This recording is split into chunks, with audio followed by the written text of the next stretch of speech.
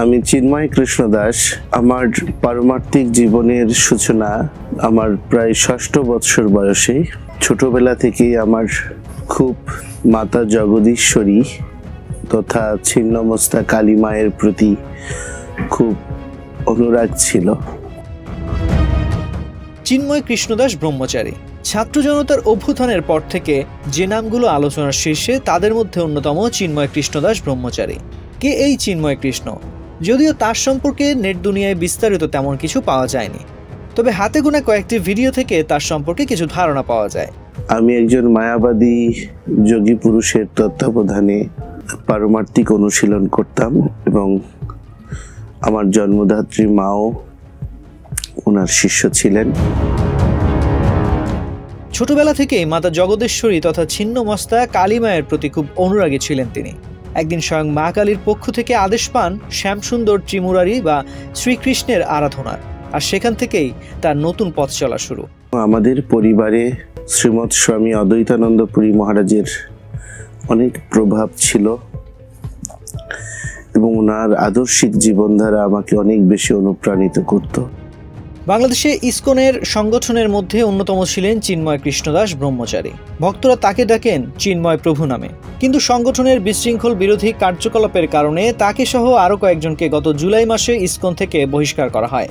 চট্টগ্রামের হাজারীগলির ঘটনা প্রসঙ্গে গত ৯ নভেম্বর রাজধানীর স্বামীবাগ ইসকন আশ্রমে ইসকন বাংলাদেশ আয়োজিত এক সংবাদ সম্মেলনে বক্তব্যে সংগঠনের সাধারণ সম্পাদক চারুচন্দ্র দাস ব্রহ্মচারী একথা জানান। সাংগঠনিক শৃঙ্খলা ভঙ্গের দায়ে ইসকনের যাবতীয় কার্যক্রম থেকে চট্টগ্রামের পুণ্ডরিক ধামের অধ্যক্ষ চিন্ময় কৃষ্ণ দাস, প্রবর্তক শ্রীকৃষ্ণ মন্দিরের অধ্যক্ষ লীলারাজ গৌর দাস ও সদস্য স্বতন্ত্র গৌরাঙ্গ দাসকে অব্যাহতি দেওয়া হয়েছে বলে জানিয়েছেন তিনি। বহিষ্কৃতদের মাধ্যমে সংগঠিত কোনো কার্যক্রমে ইসকন জড়িত নয় বলে উল্লেখ করে সেদিন তিনি জানিয়েছেন, রাষ্ট্রদ্রোহিতা বা সহিংসতার মতো বেআইনি কাজের সঙ্গে ইসকনের কোনো সম্পৃক্ততা নেই। রাজধানী অভিমুখে করতে চেয়েছিলেন লং মার্চ, কিন্তু তার আগেই গ্রেফতার হয়ে গেলেন চিন্ময় কৃষ্ণ দাস ব্রহ্মচারী। গত ৫ আগস্ট দেশে হাসিনা সরকার পতনের পর নগরের নিউ মার্কেট মোড়ের 0 পয়েন্টে স্তম্ভের উপর বৈষম্য বিরোধী ছাত্র জনতা একটি জাতীয় পতাকা উত্তোলন করে, যা এখনও সেখানে রয়েছে।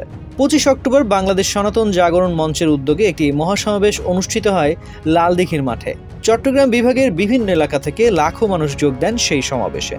ওই দিন চন্দন কুমার ধর সহ ৯ জন আসামির ইন্ধনে বাকি আসামিরা নিউ মার্কেট মোড়ের 0 পয়েন্ট স্তম্ভ ও আশপাশে বাংলাদেশের জাতীয় পতাকার উপর ধর্মীয় গোষ্ঠী ইসকনের গেরুয়া রঙের ধর্মীয় পতাকা উত্তোলন করে সেখানে স্থাপন করে দেয়।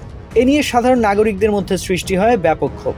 সংগঠনকে না জানিয়ে সনাতন ধর্মবিশ্বাসী সংগঠন আন্তর্জাতিক শ্রীকৃষ্ণ ভাবনামৃত সংঘের সংগঠক চিন্ময় কৃষ্ণ দাস ব্রহ্মচারী সহ মোট ১৯ জনের বিরুদ্ধে মামলা করায় বিএনপি নেতা ফিরোজ খানকে বহিষ্কার করা হয়েছে।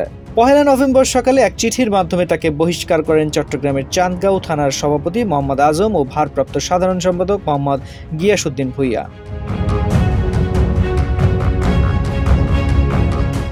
এই মামলার পর ফেসবুক পেজে একটি ভিডিও বার্তায় রাষ্ট্রদ্রোহ মামলা প্রসঙ্গে চিন্ময় কৃষ্ণ দাসের একটি বিবৃতি প্রকাশিত হয়। সেখানে তিনি মামলাটি সনাতনীদের ৮ দফা দাবি আদায়ের শান্তিপূর্ণ আন্দোলন কর্মসূচিকে ভিন্ন খাতে প্রবাহিত করার অপচেষ্টা হিসেবে আখ্যা দেন। ওই বিবৃতিতে চিন্ময় কৃষ্ণ দাস বলেন, ৫ আগস্টের পর সনাতনীদের উপর চালানো হামলা নির্যাতনের প্রতিবাদে আমাদের আন্দোলন। এই আন্দোলন বর্তমান সরকার কিংবা রাষ্ট্রের বিরুদ্ধে নয়। ২৫ নভেম্বর বিকেল ৪:৩০টার দিকে বাংলাদেশ সনাতন জাগরণ মঞ্চের মুখপাত্র ও চট্টগ্রামের পুণ্ডরিক ধামের সাবেক অধ্যক্ষ চিন্ময় কৃষ্ণ দাস ব্রহ্মচারীকে রাজধানীর বিমানবন্দর এলাকা থেকে গ্রেফতার করে ঢাকা মহানগর গোয়েন্দা পুলিশ। সকাল ১০টা ৫০ তাকে আদালতে হাজির করা হয়। তানজির রহমান, বাংলাদেশ প্রতিদিন।